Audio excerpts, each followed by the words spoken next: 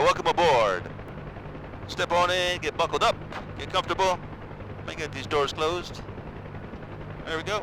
Alright, today we're going to talk about combat landings. Much different than the traditional landing. So, let's go take a look. I am in the Huey today. I like to fly off the left seat. That's my preferred seat. I didn't realize I could fly off the left seat until a few weeks ago. I've been flying DCS for a couple years and didn't even realize I could do that. Anyway, I'm glad I found that, discovered that. So a traditional landing or a combat landing is much different than a combat landing. Well, first let me tell you a little bit about my rig. I've got a custom-made rig. This will work on any rig. I've got base shakers. I've got one attached to underneath my pedals, one attached to my cyclic, the flight stick, and I've got one under my seat. And I've got a 5-point harness. So with that 5-point harness and the butt kicker, I can actually feel what the aircraft is doing all the way through my body. The straps help that vibrations come through and vibrate through my shoulders so that I can feel what the aircraft is doing. Now I tell you all that because I don't really watch the gauges. On a traditional landing, you've got some time to watch your gauges and whatnot. On a combat landing, you're pretty much, everything is visual and you're just kind of flying on instinct. So a traditional landing would be similar to this. You know, you're going to come down, you're going to land nice and slow, you're on the ground, boom. That's a nice traditional landing. So what happens is, let's say that you're going to make a traditional landing and you got some speed going. Let's get some speed, gain some speed. Alright, so about here we're going to try to land at that cross section there. So you would start to, if we were going to land there, start to drop your collective. You're going to pitch back on your stick so that you flare just a little bit, start slowing you down. Now of course you're going to do this at whatever rate you need to land on the spot you want. So I'm being a little aggressive here, but I can pull this off. So this would be somewhat of a traditional landing. And you would be on the ground there. Alright, that's your traditional landing. Now the definition of a combat landing, there are several definitions. Basically you are getting in low, stopping low. Well, you're getting in low, you're going fast, you're stopping fast, you're landing fast, and you're going to egress fast. So you got to do all that stuff and try not to damage your aircraft, and of course you want to land as safe as possible. So I've got a couple of landing pads out here. I'm going to aim for the second one out in the middle of the landing field there. What I'm going to do is, you'll see that I've got, I want to stay low. I'm going to try to stay below 50 feet, and I'm going to gain as much speed as I can, really demonstrate combat landing.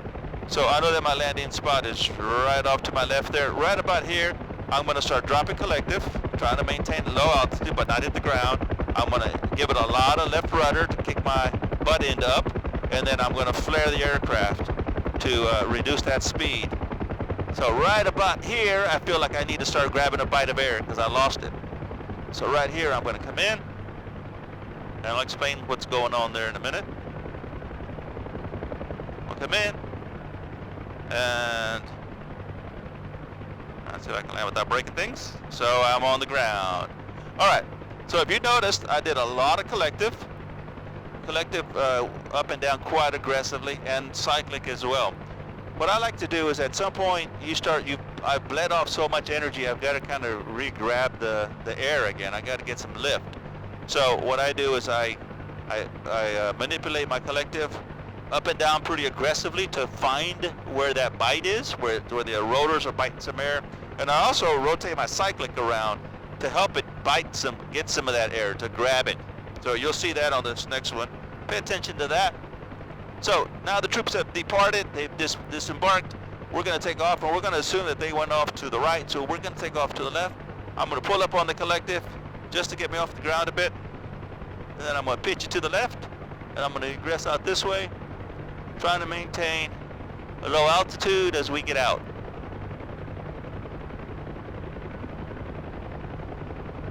Hey, that K-50 is taking off. Good, I'm going to go land on that spot.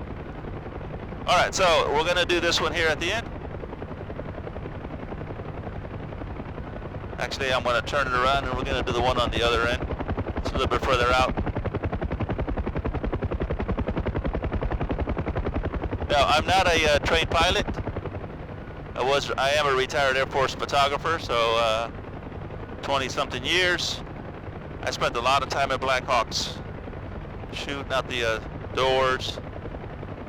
So I've got a lot of experience with combat landings, taking offs, all kinds of things. So my landing pads here at the end, we're going about 100, almost 110 knots, which is pretty darn fast. And we're low, we're probably about 25 or so feet off the ground. There's my landing pad. I'm gonna start anticipating that I need to stop right about here. So I'm reducing the collective, trying to maintain my low altitude, left rudder in so I can kick my tail up, flaring it. Right about here is I start to bleed off all my energy. So now I gotta grab it again. Look at that collective. Look how much I'm moving that collective. Trying to grab it, using my cyclic to grab that air. There it is. All right, and then I'm gonna land. All right, come on. And we're gonna put it down right about there. All right, so the guys have bailed out. 3, 2, 1. They're out. We're gonna egress. We're gonna fly out backwards. We're gonna take off up a little bit. I'm gonna pull back on the stick. We're gonna depart this way. Do a little spin. Get the hell out of here.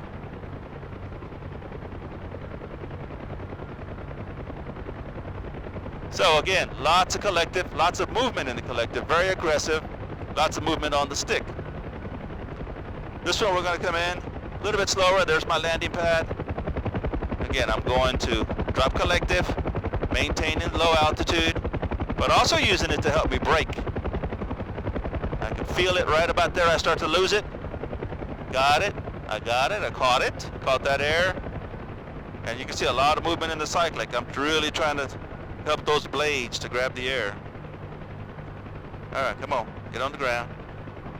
All right, the guys are on the ground. They're bailing. 3, 2, 1. We're going to take off straight forward this time. I'm going to pull up on the collective, get up, try not to run them over, pitch it forward, and then we're going to bail. Now, if at all possible, you see that I'm in VR and that my cyclic is between my legs, and my collective is pretty much where it needs to be.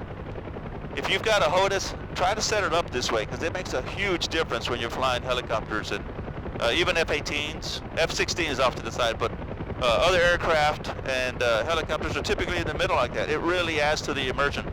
All right, guys, so if you've got a different way or want to give us tips on how you like to do your combat landings, by all means, man, share them in the comments. I always like sharing information with the community. Let's take a look at that KA-50.